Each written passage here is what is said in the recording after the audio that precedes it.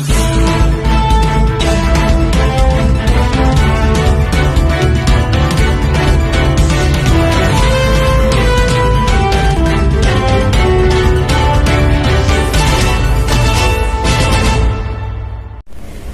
The dirty politics में एक बार फिर से आपका स्वागत है। वसई विरार शहर महानगर पालिका की बुनियादी भ्रष्टाचार के आधार पर टिकी हुई है, क्योंकि यहाँ के अधिकांश मनपा अधिकारी अपने तुच्छ स्वार्थ के चलते लोगों की जिंदगी से खिलवाड़ करने से भी नहीं कतराते।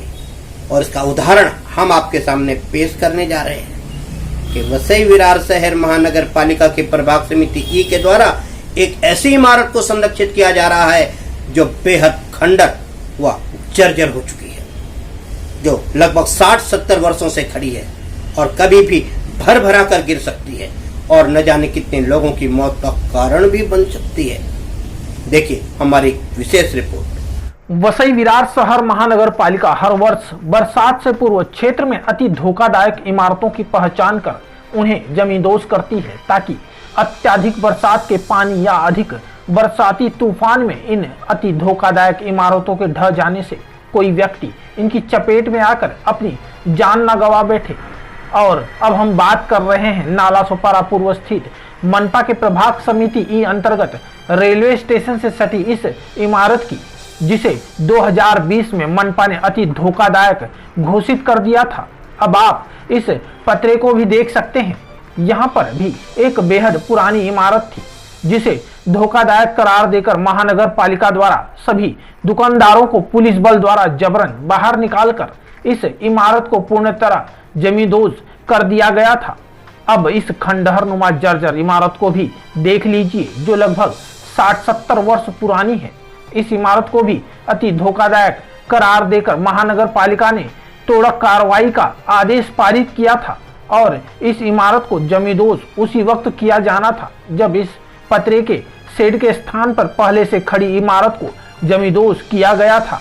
फिर अचानक ऐसा क्या होता है कि धोखादायक इमारत को जमींदोज नहीं किया जाता, बल्कि सूत्रों से जानकारी प्राप्त होती है कि इस इमारत का मालिकाना हक रखने वालों और मनपा के कुछ अधिकारियों के बीच एक गुप्त समझौता होता है और उसके एवज में एक मोटी रकम मनपा के अधिकारियों को पहुंचाई जाती है, जिससे उस खंडहर नुमा इमारत को मनपा जमींदोज नहीं करती। यही नहीं, बल्कि इस खंडहर नुमा इमारत में रोड की तरफ कुछ दुकानें भी हैं जो बेहद खतरनाक परिस्थितियों में हैं और पल पल मौत के साए में हैं। कभी भी यह खंडहर नुमा इमारत भरभरा कर गिर सकती है, जिसके चलते दुकानों में कार्यरत व्यक्तियों की भी तत्काल मौत हो सकती है। किंतु इन सबकी मनपा के जिम्मेदार अधिकारियों को कोई चिंता नहीं है। उन्हें तो सिर्फ काली कमाई करने से मतलब है, चाहे इसके लिए कुछ बेकसूर लोगों की जान क्यों न चली जाए। और शायद इसलिए मनपा के प्रत्यक्ष सहयोग से इस खंडहर नुमा इमारत के एक हिस्से को मात्र 3 महीने में ही कच्चा पक्का सीमेंट, कंक्रीट आदि द्वारा अंदर ही अंदर नए पिलर डालकर बेहद खतरनाक तरीके से कड़प्पा पत्थर वाला स्लैब डालकर रात दिन एक कर इस इमारत को पूरा करने का प्रयास किया गया। आप देख सकते हैं कि किस तरह से नीचे कुछ दुकानें भी बनाई गई हैं।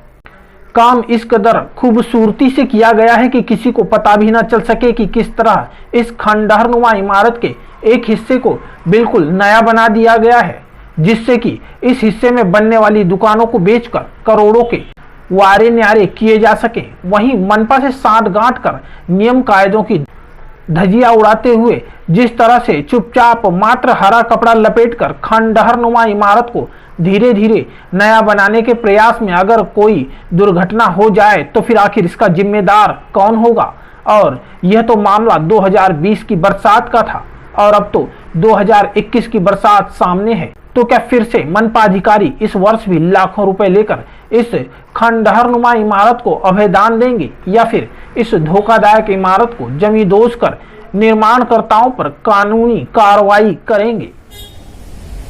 अब देखना यह होगा कि क्या आगामी बरसात से पूर्व मनपा के अधिकारी इस खंडहर नुमा इमारत पर कार्रवाई करेंगे, या फिर से लाखों रुपए का नजराना लेकर अपने कर्तव्य से मुंह मोड़कर आम जनता की जिंदगी से फिर से खिलवाड़ करेंगे। इसके साथ ही अब देखना यह भी होगा क्या मनपा के अतिरिक्त आयुक्त आशीष पाटिल इस मामले को अपने संज्ञान में लेकर क्या इस अति धोखादायक इमारत पर बरसात से पूर्व कार्रवाई करेंगे, जमींदोज करेंगे?